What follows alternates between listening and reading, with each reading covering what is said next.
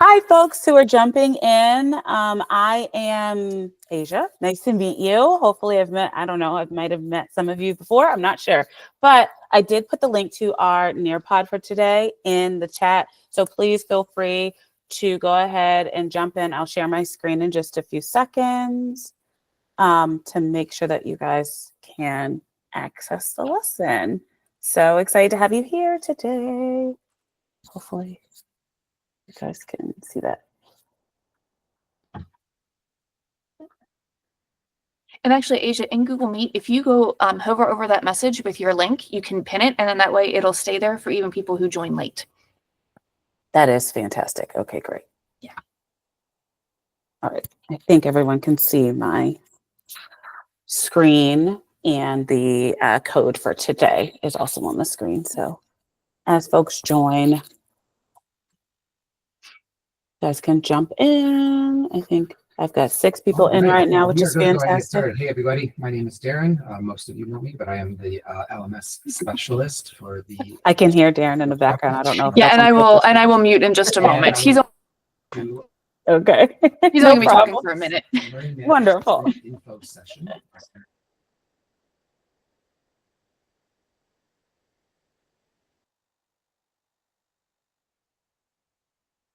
Taylor, which feature are you talking about? Such an amazing feature in Google Meet. I'm not sure which one it is. The presenting, but the pinning comments. Yes. I don't get to stay in Google Meets often. This is one of the only times of the year that I get to be in Google Meet, and I very much enjoy it. We have moved to Teams at Nearpod, so it is a true treat to be in Google Meet. I know, yes, it's an absolute no for me. I'm not a fan, but it's a true treat to be in Google Meet. We unfortunately aren't allowed to do Zoom anymore, so it's painful. But I'm so like Google Meet is just so user friendly, so nice. And they really have rolled out so many new features. I mean, the closed captioning, the translating of closed captioning for folks. I mean, it's really, really good. Those were reviewed. I mean, you won't need to input a code if you clicked the link. You should be good. Yes. Click the link or the code that's on the screen. I just put it up. Some people like to be able to type it in and join. Either way is totally fine. It is 10:11, so I am going to go ahead and jump in. Anybody who joins, they'll be able to jump in the lesson with us. So we are going to be chit-chatting about the magic of Nearpod self-paced. I'm going to float between the phrase self-paced and student-paced. It just depends on your situation, but please know that they are both the same before I get started. You'll see it throughout. But I'm so excited to be here with you guys today for eCoach Day, one of my favorite times of the year to come and support Anne Arundel County. So I'm Asia. Nice to meet you. I'm your customer success manager, which means I'm kind of like the catch-all person. I work with the wonderful folks at the district level, Carrie and Darren, the whole crew. And so I roll out, questions, concerns, updates. If you have any trouble at all with our platform, I'm kind of your go-to person. Questions, anything. I'm your go-to girl. So today we're going to be talking about launching and exploring student-paced or self-paced lessons. We're also going to be exploring the Lives of Student-Paced feature, as well as answer any questions or concerns. And that is the goal for today. So excited to get started.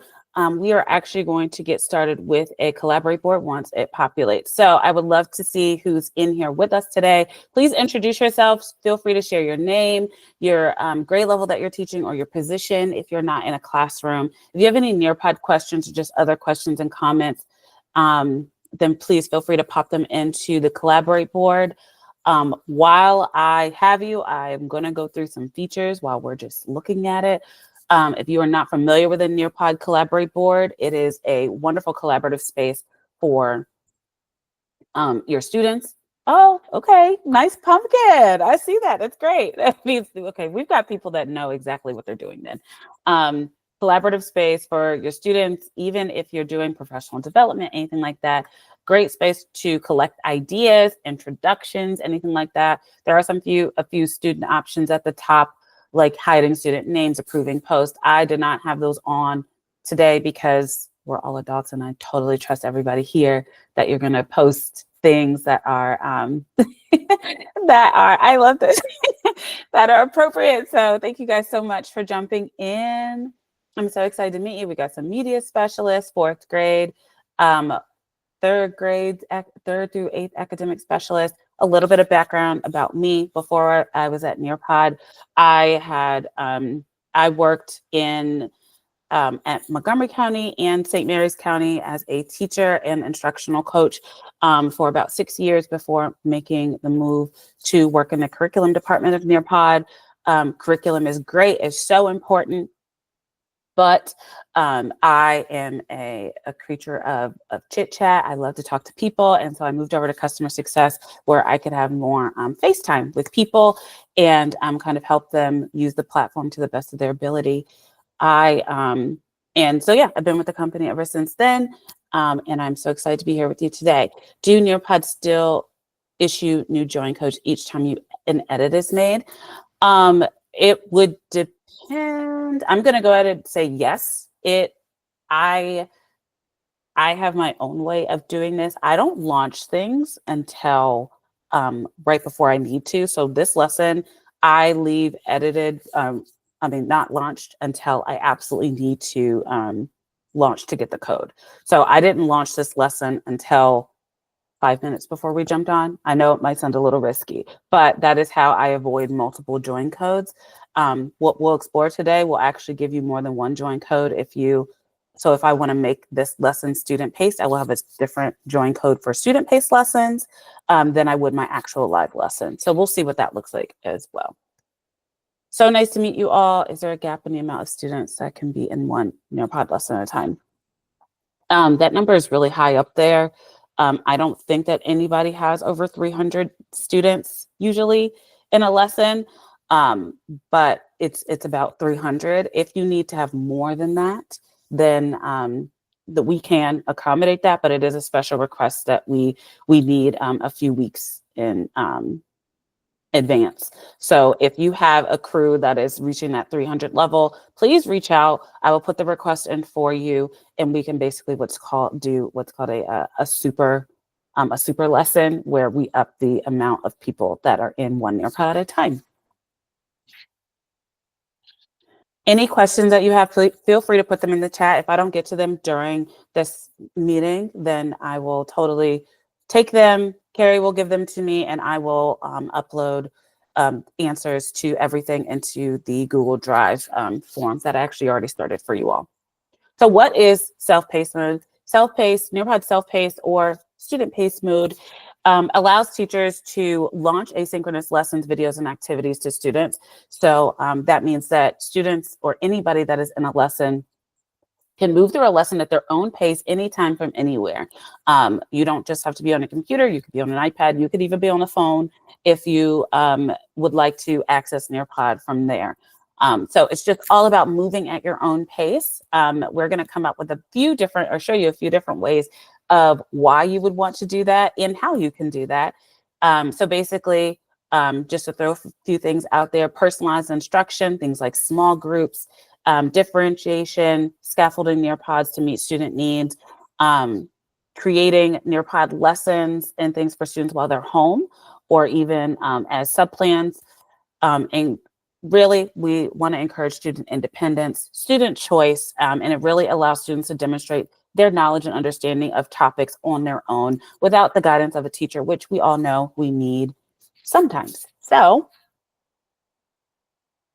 how to launch a student-paced lesson or activity is first up.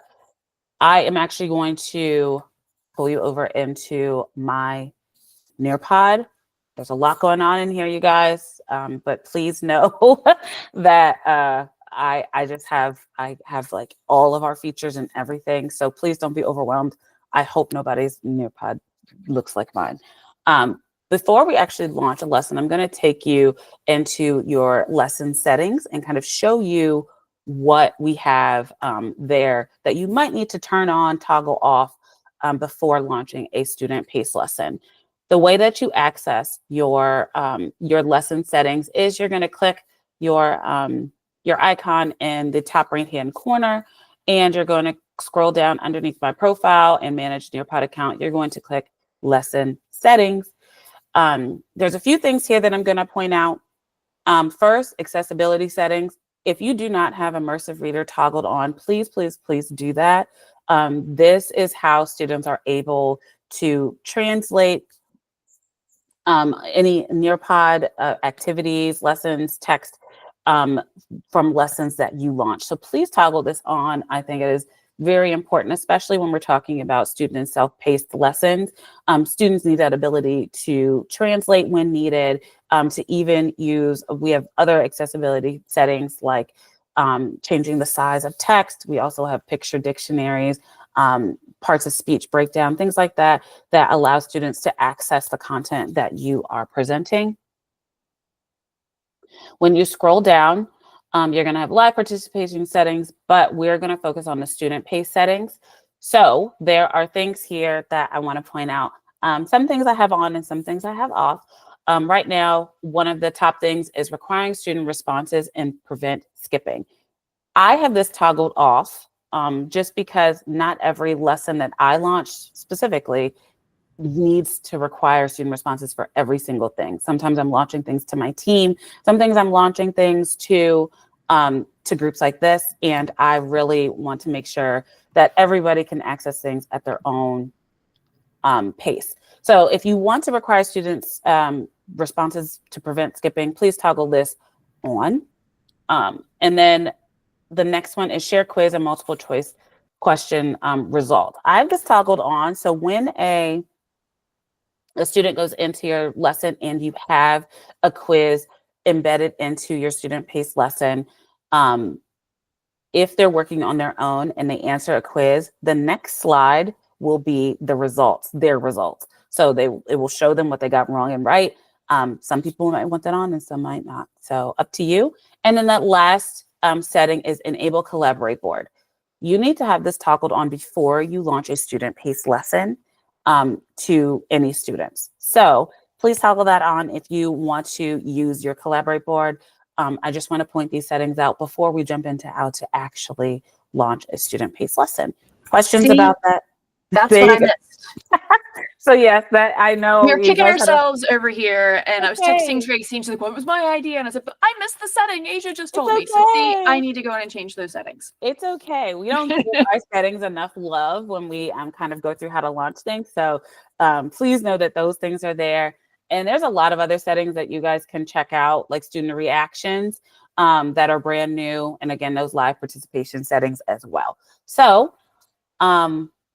please make sure that you have whatever settings you want set, ready to go before we launch a student-paced lesson, which I'm going to show you right now.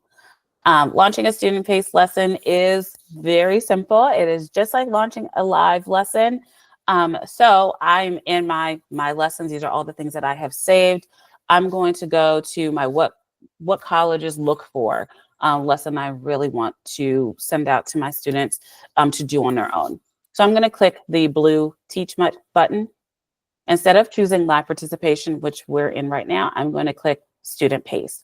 And it gives you a little description just in case you're not sure, but students complete this assignment on their own. Once I click that, I'm going to get a few different things here. I'm going to get the join code that you can copy and paste, but then I'm going to get some valid dates here. It's going to automatically default to 29 days. You have the option of leaving a student-paced lesson open for up to 1 year. So maybe I wanted this lesson to be available to my students all year long. I'm going to scroll all the way to May of 20. Nope, let's go. Ooh, it even goes to, let's see. I want to go to May of 2025. I'm going to leave it open until my birthday. And I'm going to leave it open until May 4th. And that automatically changes how long students can access a lesson. So once I apply changes, the update will be here. It is now going to be open for 193 days. And that's how many days are remaining. Now, Because I don't have the feature toggled on where it requires student responses and preventing skipping, it's going to give me the option to turn that on for this lesson. This is one of the reasons why I don't have that setting turned on the back end for me. But this is a lesson I really don't want anybody to skip anything. I want to toggle that on. That means when a student jumps into a lesson, they're not going to be able to move on to the next activity or the next slide until they complete and submit a slide. Then I can choose how I want to share it. We can copy a link. You can email it out. You can embed this into, if you have like a Google Classroom, or I know you guys are moving to Canvas, but you can embed, I don't know how you embed to Canvas, but you can either pull the link. Hoping for board approval. Okay. We still have to caveat that it's been presented, but we have to caveat all that with, that is our potential new. Potentially, you'll be able to copy a link or embed into whatever platform you're using. You can also use the remind feature. You guys don't use Teams, so be thankful for that. So that is how you launch a student-paced lesson. It is ready to go. You can also grab the code from here by clicking on the code copy button, and I do know. And then you can send out the code. I'm going to put the code in the chat to show you guys how easy it is, or I can click the link and also send out that link. You guys don't have to click into that. We have plenty that you're going to click into in just a second. Questions about that? I can go over that again, or I can push forward. I think I'm going to push forward. Awesome. So I've showed you guys how to launch a lesson. And now we're going to get into the ways to use student pace, which is my favorite part. There's so many ways to utilize student pace lessons. And I just realized I did not give my spiel on notes. You guys can see on your screen on the right-hand side, there's a little piece of paper and pencil. That is your notes feature in Nearpod. Click on that and you can choose to have the notes sent to your email or download directly to your desktop or put into your Google Drive. Please feel free to do that. You will get a copy of my presentation and the resources as soon as we're done. Also, you can take notes on any slide. I've also linked a ton of resources throughout this presentation. So this article that I utilized to create the next slides, please click on it and it'll take you to the Nearpod article that gives you a bunch of ideas on how to utilize student-paced mode. First one that we're going to come to is duplicate to differentiate. A little bit of alliteration there. We know differentiation can be tough, can be intimidating, all those things, but it does not have to be. We firmly believe that using student pace allows you to quickly differentiate between different groups, between different student needs, using the same lesson and editing and putting in new and different activities or slides can help scaffold and differentiate for different groups of students. So I gave a couple of examples very quickly for you to launch multiple versions of the same lesson or activity. You can host student conferences, working in small groups, and even do things like include videos to explain, record your voice for certain groups of students, depending on what their needs are. So I chose a map skills activity. You'll see I labeled a group A and group B. You might have color groups, you might have different periods of students, but you can differentiate the same exact lesson multiple times. So you would, when you're in your student, in your Nearpod, I'm going to flip back really quick. Let's say that I really want to change this rings of responsibility. I want to duplicate that and edit for two groups of students. You can click the, I call it the snowman, the three dots on the right-hand side and click the duplicate button. I said differentiate. And it's going to give you a brand new lesson for you, and it's going to put one next to it so you know that this is not the original one, but you can edit it, and maybe this is group A's presentation, and you can go through and make your edits very quickly, take out the slides, add slides and activities, and of course you can save and exit. And it's going to take me back to my Nearpod, and there I have those two lessons, one for group A and my original one. While we're sitting here, you are free to click on the different activities, and you can see what I did really quickly just to kind of show how you can differentiate the same skill. It is map skills. One is a little bit higher level example, and the other is just a quick drag and drop. Both are actually drag and drops, but one is the directions are a little bit more complex and ask for a little bit more explanation. Student-paced pre-assessments. Please click on this. I did create a pre-assessment for you all so that you all can see it. But pre-assessments, I think, are very powerful when we're talking about introducing a concept, seeing where your students are so you know exactly where to go. Not only are they showing what they already know, but you're also getting those reports on the back end, which we will kind of look at reports in just a little bit. But seeing exactly what your students know and being able to give them a pre-assessment and a post-assessment is a great way to utilize student-paced or self-paced mode. Yes, you are able to add a link to an image. I did this in this presentation I did in Google Drive. So I used the Nearpod extension. So I was very easily able to add a link to an image. You can also do it in PowerPoint, which I also have to utilize sometimes because we have Teams and Microsoft. You can also do it in PowerPoint. It's a little less user-friendly, but you can do it as well. But please click on this student pre-assessment that I made you guys. You go in and just kind of get an idea of what students, I did different verb tenses. So you could send this out to students, have them, I was already in it yesterday, so I have some things moved around. But this is a quick drag and drop to just kind of see what students already know about past, present, and future verb tenses. Very quick, one activity that you can quickly check in with students' skills. Next, skill centers. I think centers are underutilized. Centers for me, teaching third grade was always very intimidating because I felt like there was so much that had to go into creating the perfect center. Centers can be very simple. It can be as simple as cursive practice. It can be as simple as vocabulary practice, which I gave you 2 examples. Please feel free to click on them just so you can see what they look like. Skill centers are just that. It might not have anything to do with a grade, but it is simply practice.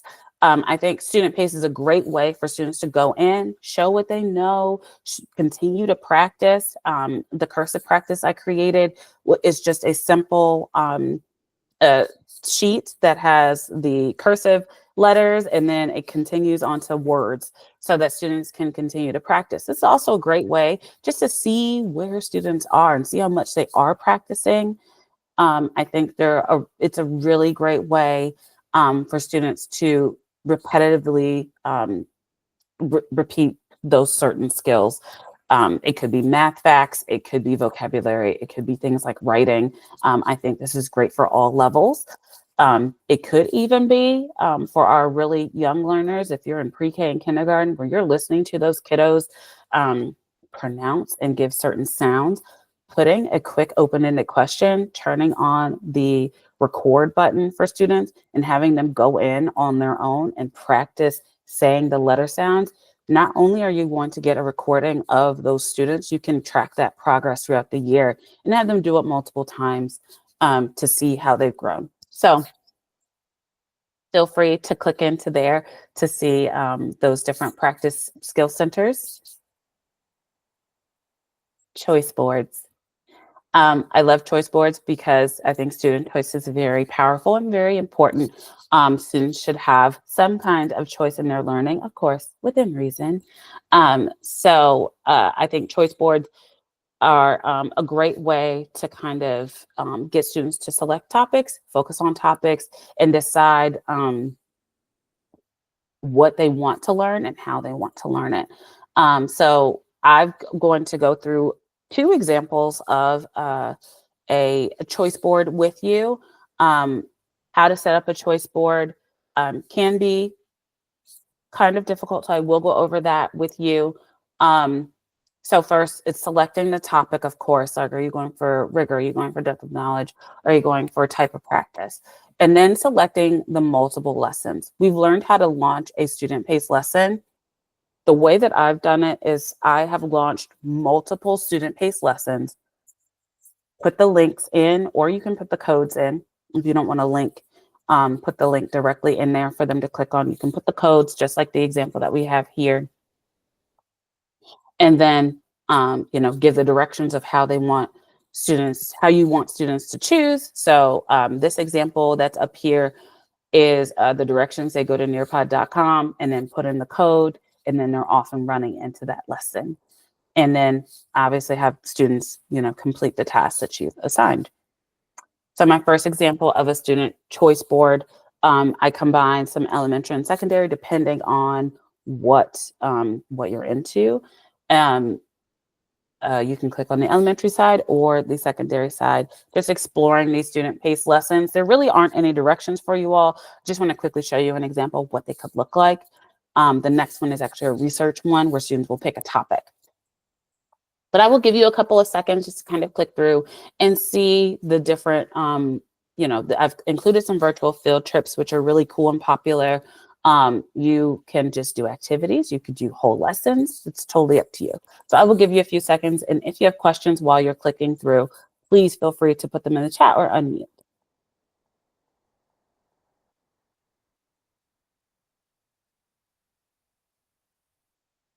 Yes. So Wendy, each link that I put is a different Nearpod self-paced lesson. You don't necessarily have to do it like that. You can combine everything that you need into one lesson and then launch it that way. I just decided to do it that way so that I can get the different reports for each lesson.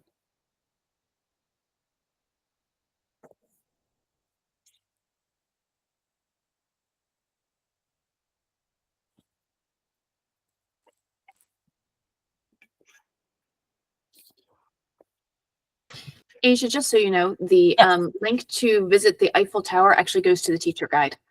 Oh, fun. That's wonderful. Then you guys get to We get to explore the see the- teacher guide. That's perfect. Exactly. See? So all of our lessons actually include teacher guides. So I think that's actually really important for you all to see. Each lesson, you can take the teacher guides out, of course, but they are really meant for you to be prepared before you go in and launch to students. So I'm so glad that you guys get to see the teacher guide. Actually, both of them have the teacher guides. Let's visit the Eiffel Tower and let's visit the Tower of Pisa. So we can't actually see the virtual field lesson? trip itself, but wait, I take that back. The Eiffel Tower one did work. Okay. So the one that says, let's visit the Leaning Tower of Pisa, is that one, is there supposed to be a link to be able to go in to see it? Because Yeah, I didn't see the link. You click on the picture. So if you click on I the clicked on picture. the picture. And Michelle, that's what I was just saying is linked to the teacher guide rather than the okay. actual field trip, if you will. Yes, it is linked to the teacher guide. Okay, gotcha. Oh, the essential question. Oh, there it Yep, goes. It's in learning the beginning. objectives. And then if you keep going, the teacher guide is the first 3 to 4 Okay. slides, and then it'll if you keep going, it'll take you to the rest of the lesson. So Okay. our virtual field trips aren't just field trips, they are full lessons. So there is guiding questions. There of course is the actual virtual field trip itself, but there are guiding questions and activities throughout our virtual field trips. So just keep that in mind. We kind of frame them as a full lesson.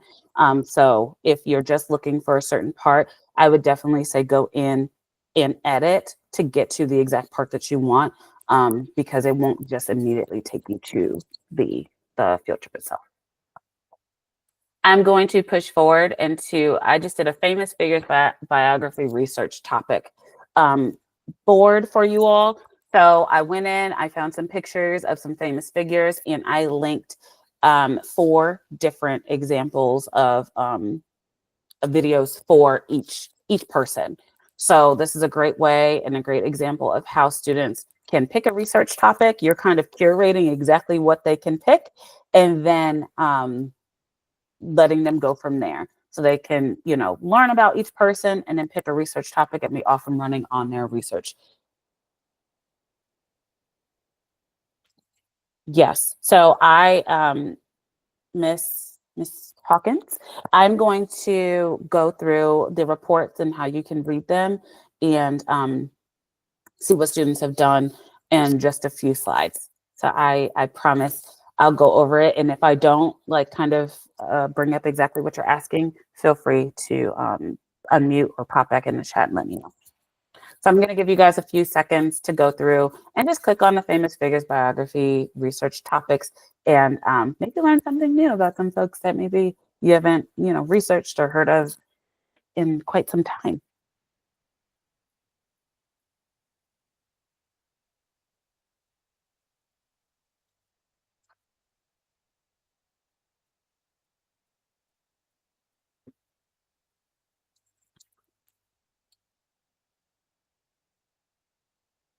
Asia, I'm just going to say, I was in the virtual field trip. You guys have really expanded those lessons. We're gonna have to, I just texted Tracy and said, we need to look at these for our virtual field trip collections. Agreed. There's linked in there. They're so fantastic. Like I said before, when I first started, I adore the content team. The amount of work that they put into the content that is on our platform is truly unmatched. I just personally need to be, around people and chit chat with people. But yes, you can link a video from anywhere. If you have a YouTube video that you like, of course, depending on your settings for your county, that will change. But if we use YouTube Safe Search, but I know that our permissions are different than everyone's around the world. So YouTube videos, if you have a video downloaded or on your drive, you can upload into Nearpod. If there's time at the end, I will show you how to do that. And just for the record, our settings do allow the YouTube right now. Wonderful. Awesome. Depending on the specific video, it's always best to check it from a student login to make sure that specific video is available to them. But yes. Wonderful. All right. We have one more idea for how to use Student Pace, and that is newsletters and updates. I used to make and print a newsletter that would go home in folders every once a month on Fridays, right? And of course, there were people that were never looking at them. But I took the time, I got really excited, and I made you guys a newsletter example. So please click on this because I'm super proud of it. I haven't made a newsletter for a classroom in a really long time, and I loved it. But consider using a student paced lesson to send out information to parents. You're not printing anything. Yes, you can add videos to any question as well. You can make them interactive. You're not printing anything. You can add in any information. You can even gather information from parents. So I just did a quick classroom announcements. I put some important dates for you all. And then I had a poll question that you could send out to parents. I'm looking for volunteers to assist in a winter holiday. A parent could click yes, great, wonderful. And then I did actually some at-home practice resources. So I'm getting real meta with you guys, but I put some self-paced resources in the self-paced lesson. So I just kind of made a note, and this is exactly what I would send out to parents. I had a sheet that was at-home practice instead of homework, and I would give suggestions on what students should practice on their own with the help of a guardian, a parent, whoever their caregiver was. So what I did was I picked some topics that we were going over, and I chose parts of speech and character traits, and I picked a couple of Nearpod examples and linked some student-paced lessons or activities that they could go over at home. For character traits, I did the same, and at the bottom, I actually launched just a blank organizer where a student could just write in character traits based on any book. And so I said, choose your favorite story and then complete the activity. So this is something that could be done over and over again, and you get the report. You get to see who's been in it.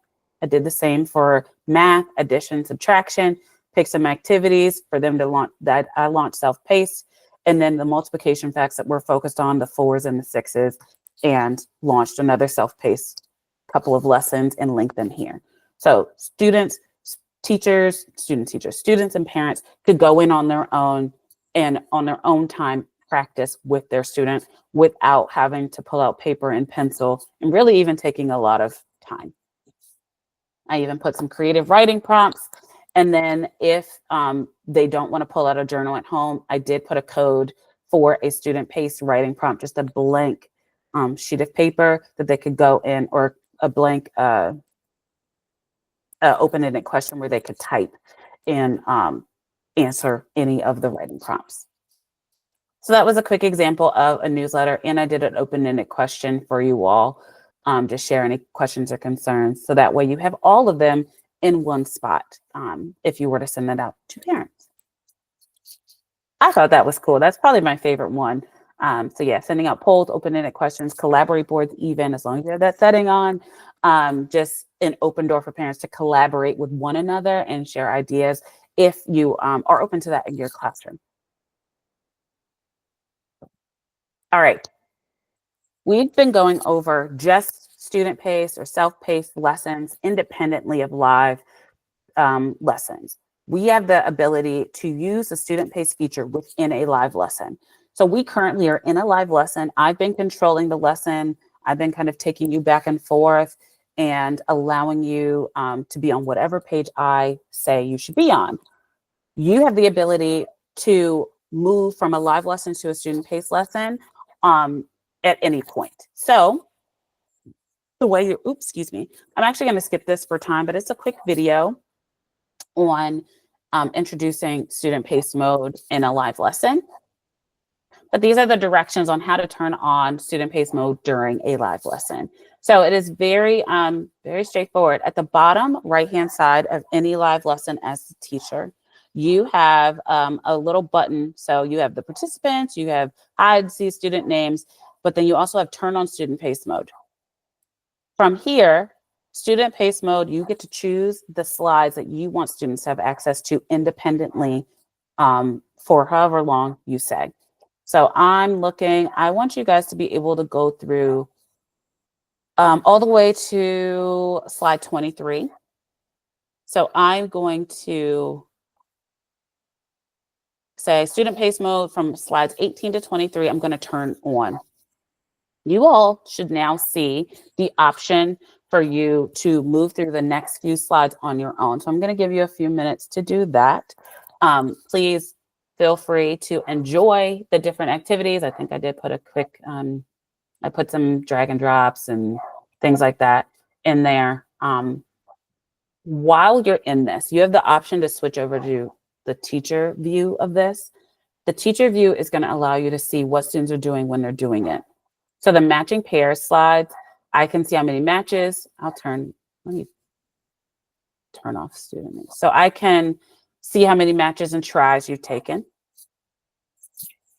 I can also move forward to the drag and drops and draw it and see what students are doing once you get to that.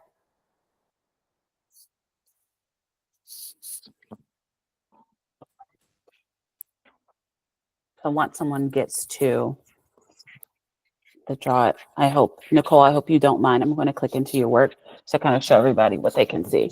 I've clicked into my students' work, and if Nicole starts typing or moving anything, I will be able to see it in real time. So Nicole, if you don't mind typing or moving something, drawing on your screen, any of that is fine. I don't want to pressure you.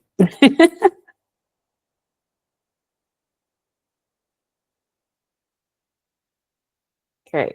So Nicole is moving things around, and I have the ability to go in, and this is new. I can add a grade to student work as they're working. So when we say grade, I don't mean like A, B, C, D, F or whatever, but we have approved, needs clarification, and needs improvement. You can associate whatever grades or marks you want with that, but we have the option to really let students know, like, okay, this is great, good, or even if something needs improvement, a student will see that and maybe go back and and change and before they submit whatever they're working on. So Nicole is great. She's doing wonderful. Great. Wonderful. Rachel did a great job. Fantastic. So I can kind of see my student work as you all are going through. I moved on. Also, I need to point out everything that you're doing already exists in Nearpod. I didn't make any of this on my own from scratch or anything like that.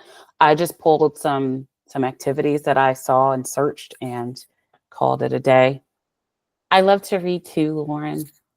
I'm like in between 4 books right now. It's insane. Yes, today is a great day. Carrie, how did I know that's what you were going to draw? If I had the opportunity to draw, then I definitely would draw the same.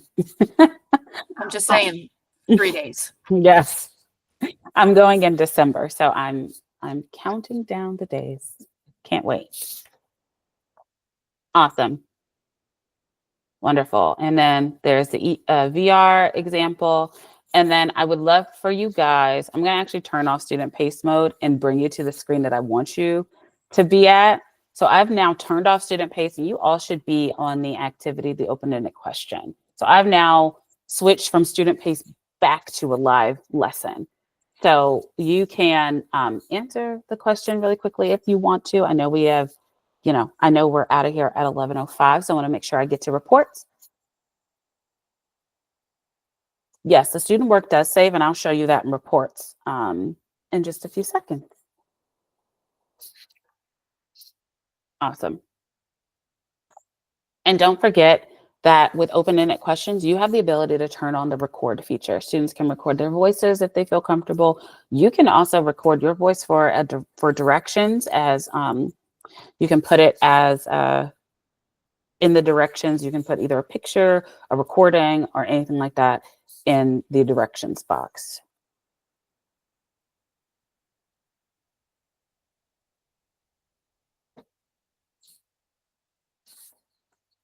Awesome. Wonderful. And I have some templates of choice boards if you all need them. I know everyone does them differently, but I love a choice board because I feel like it does give students choice, but it does give, the illusion that they have a ton of choice when in reality you've chosen for them in some ways.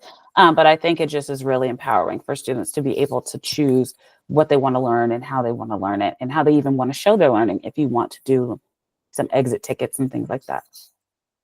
Awesome. Let's jump into reports. So viewing student pace lesson progress can come in a few different ways. I'm going to actually pop back over to my Nearpod and show you how to check in with some student pace lessons. So I know that I launched the what colleges look for lesson. So I'm going to go back to that. I'm going to click teach and then click student pace again. And I see my code that already exists. I can click into that code that already exists and a view progress button will come up. I can click view progress and it's going to take me to the lesson and it's going to show me who has gone in and what they've done. Okay. So this was kind of like opened. I can go through the whole lesson at any time an activity comes up, my student list will come up as well as their score or their answer or anything that I'm having them do in that activity or that lesson. Okay. So I'm going to show you one more time how to do that. So this is strictly for if you've launched a student lesson. Let me actually go to something that I know that I have open. So I make a folder of all my student pace lesson stuff.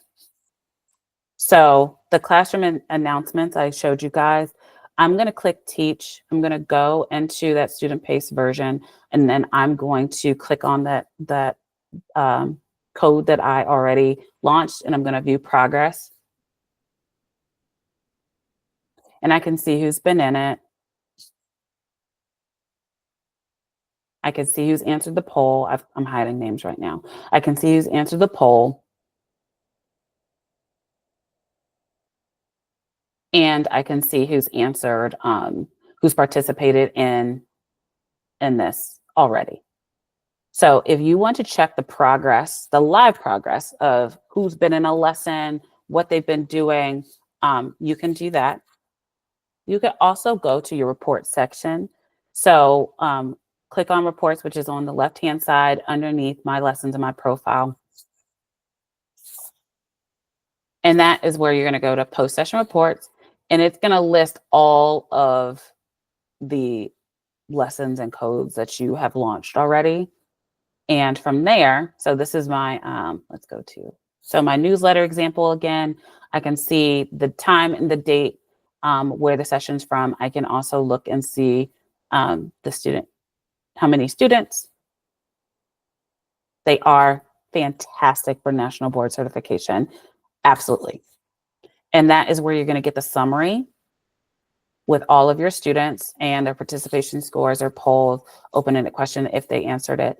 Or you can do the activity report. So maybe I only want to know about the open-ended question and what people wrote, and I can click directly on that. Or if I want to go by student reports, again, it says student reports, but if you send this out to parents, please know that your students are going to be parent names. Maybe I just want to go by a certain student. So I'm going to click on Carrie's name, and I just want to see what Carrie responded for one reason or another. And all of her answers are going to be there. Any of these reports you can download. You can download an entire report or a student report. An entire report is just that. It is everything that you've launched. Student report, you can choose the names that you just want to download, and you can send them as a PDF, a text file. You can download them to your computer or to your Google Drive. Questions about any of the reports?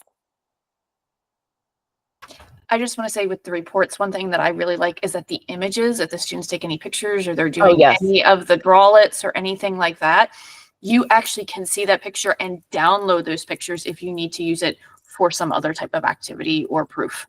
Let me go into, so my report that I'm in right now, my lesson that I'm in right now. Okay.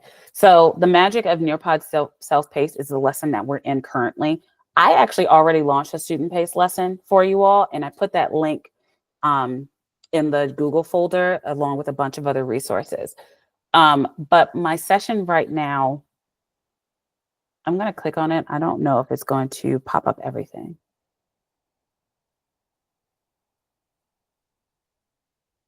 It might take a little while. I don't know if it's going to do it for me. I'm going to go to activity reports. And I'll go to the draw it.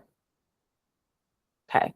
So this is what it's going to look like for you when you see a student has submitted. So if I click on Carrie's, great. I can see that. I can, again, download or email this out, and you will get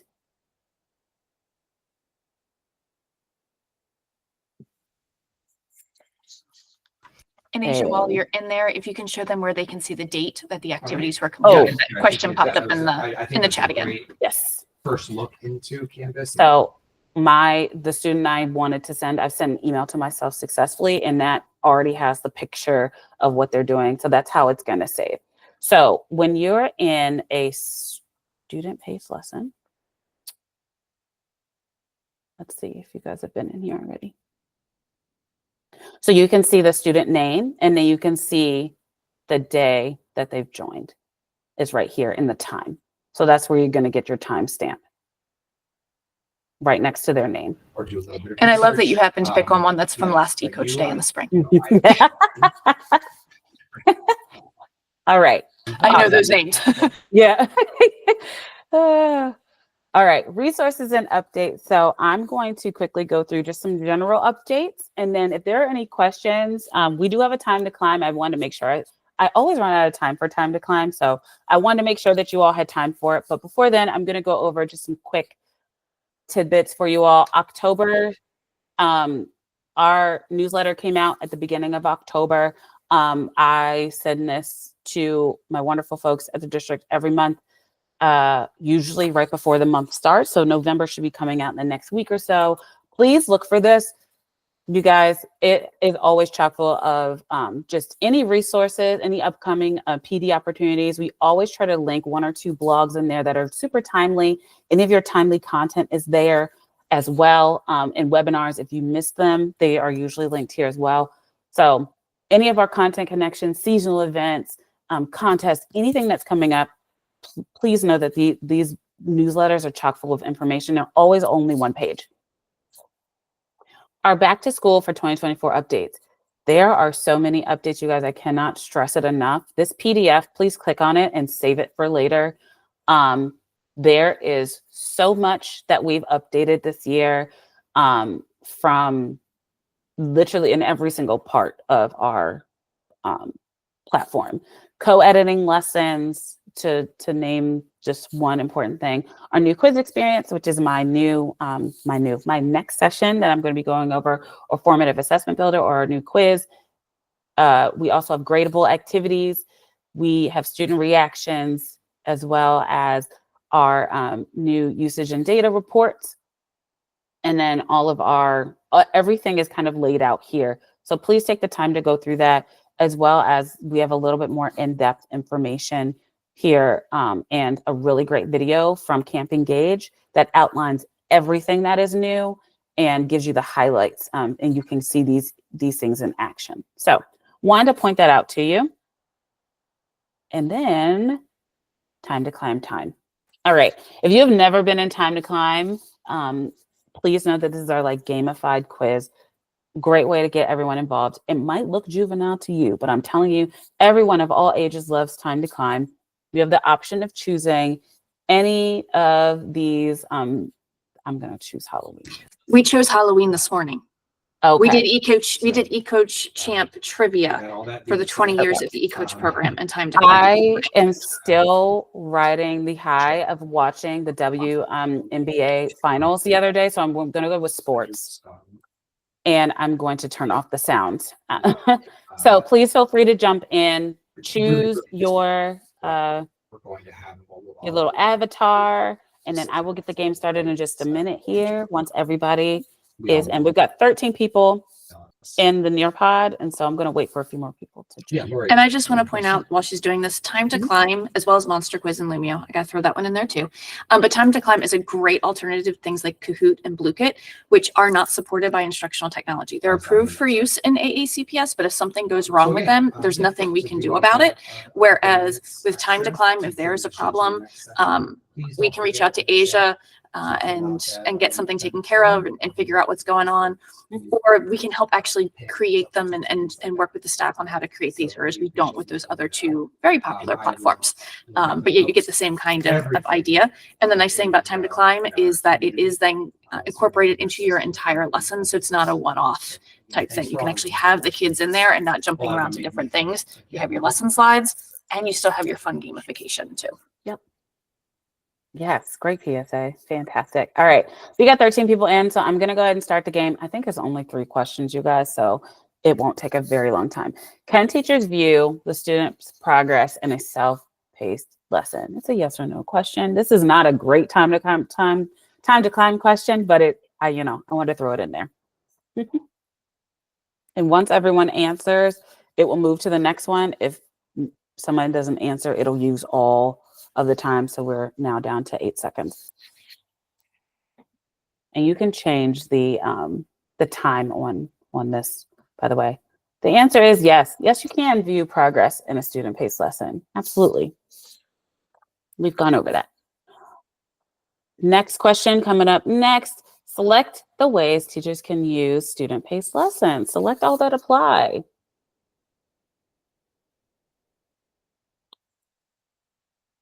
Can they use it during a live lesson, choice boards, classroom newsletter, differentiated practice? I don't know. What do you guys think?